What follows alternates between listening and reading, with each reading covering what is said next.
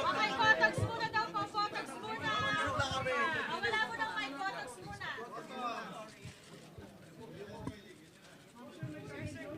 Wala mo ng mic. Photo muna. Photo.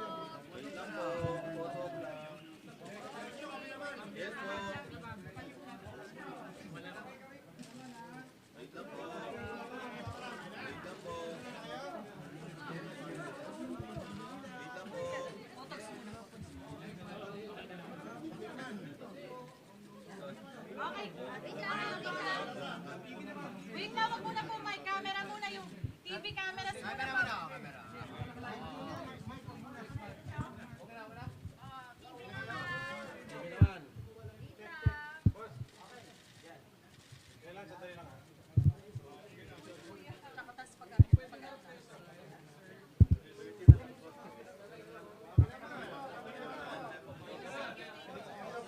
TVs naman po, bago yung mic.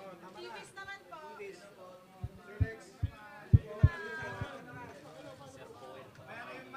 Mamaya po yung mic. TVs naman.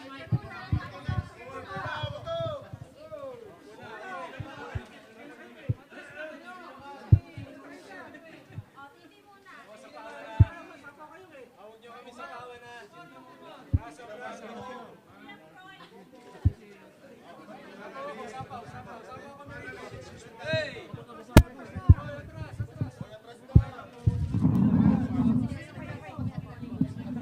Okay na? Okay po, mic naman. Vloggers. Aray ko po yan.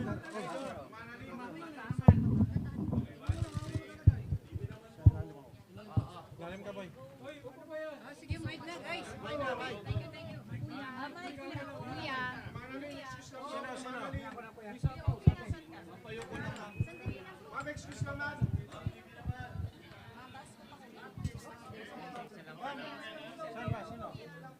Sige po. Status lang po, sandali. Magbigay lang po kami ng status update. Sa ngayon po, Okay na lahat? Alin ang sapaw? Luwag po tayo, luwag tayo. Ma'am, sumili lang kayo Sorry. pababa to, pababa pa.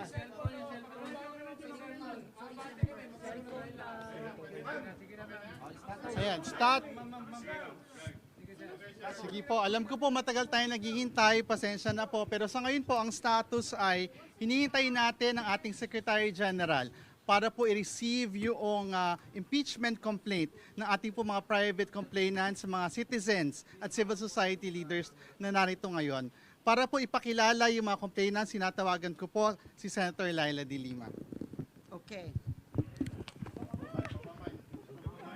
Ito pong complaint for impeachment ay pinirmahan ng 17 complainants.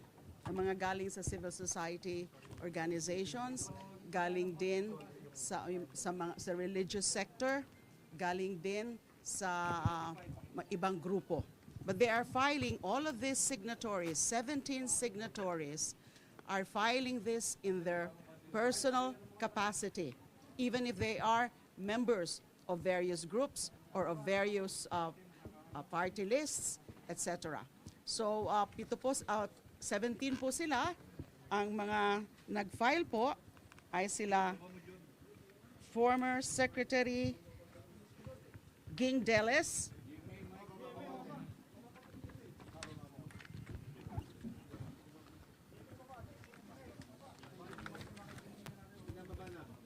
former Secretary Ging Deles, Father Flaviano Villanueva, SVD, Gary Alejano of the Magdalo, and Alice Murphy as the Urban Poor Group,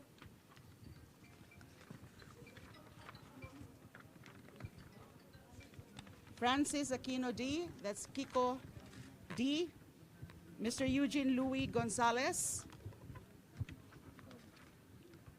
Doc Sylvia Estrada Claudio, Lea Lopez Navarro, Rowena Amon, Mr. Randy Francisco de los Santos, that's the uncle of Kian de los Santos, a victim of the EJK. Miss Filomena Cinco, Mr. Teodoro Teddy Lopez, Sister Susan Santos Esmile, SFIC,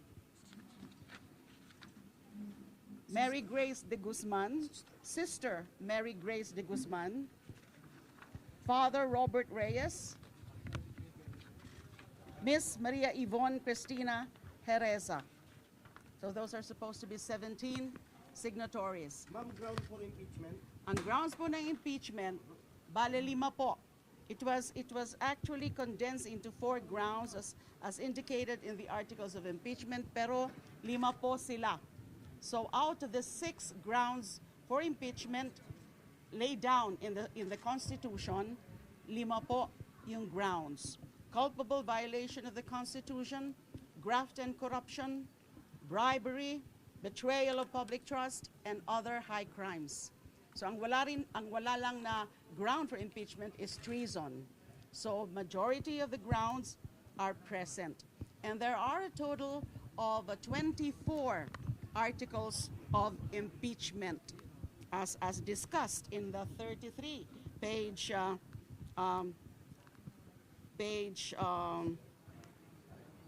complaint.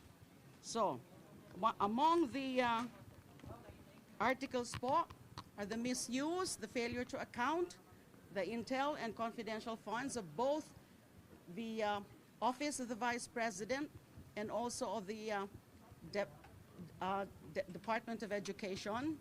And nandyan din po yung grounds like yung kanyang mga threats, yung kanyang mga rants during the press con in October 18 and the second one in November 2024, because these are very unbecoming and these are actually betrayal of public trust, because these are also high crimes, yung kanyang mga threats doon sa latest na mga rant niya o kanyang mga meltdown.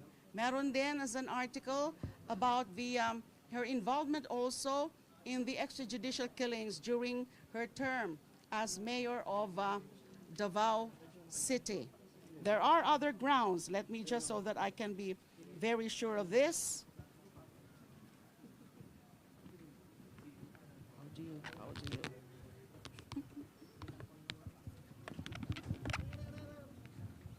I'll just read from the complaint.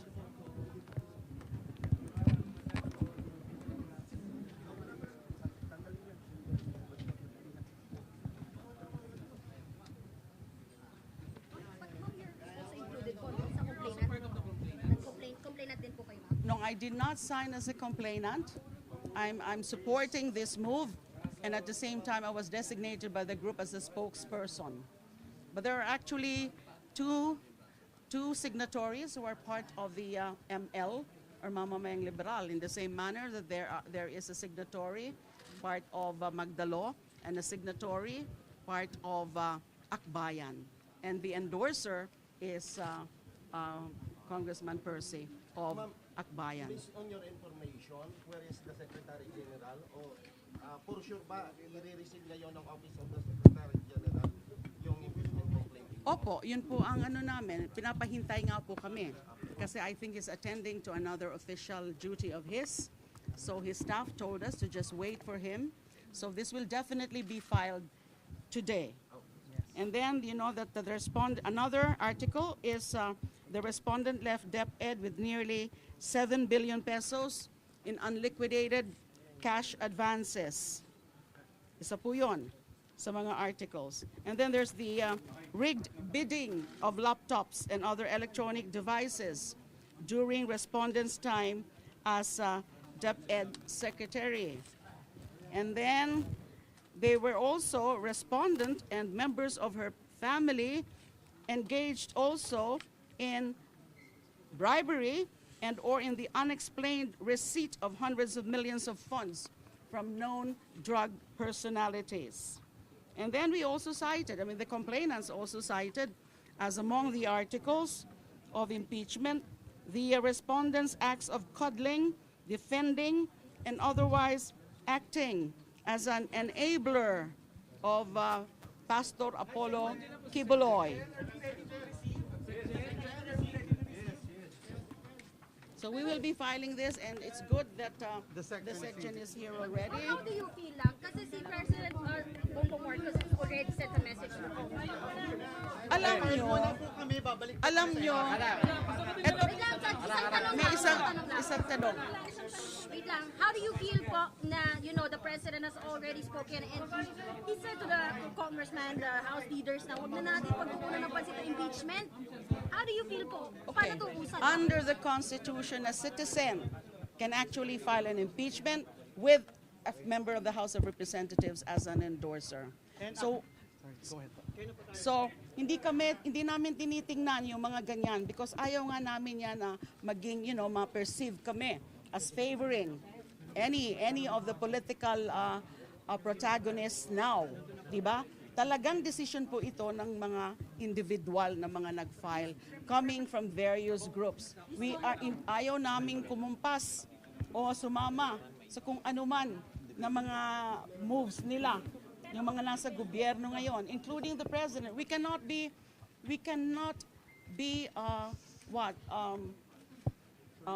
affected by the desire to really make the Vice President accountable, because that is in fact recognized by the Constitution. Kailangan mangibabaw ang batas, mangibabaw ang saligang batas.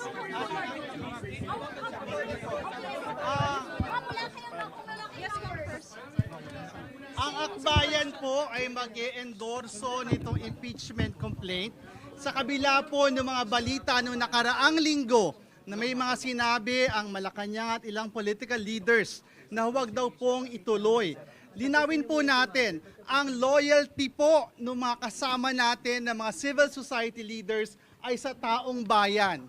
Hindi po madidiktahan ang mga progresibong puwersa na gustong i-hold accountable si Vice President Sara Duterte.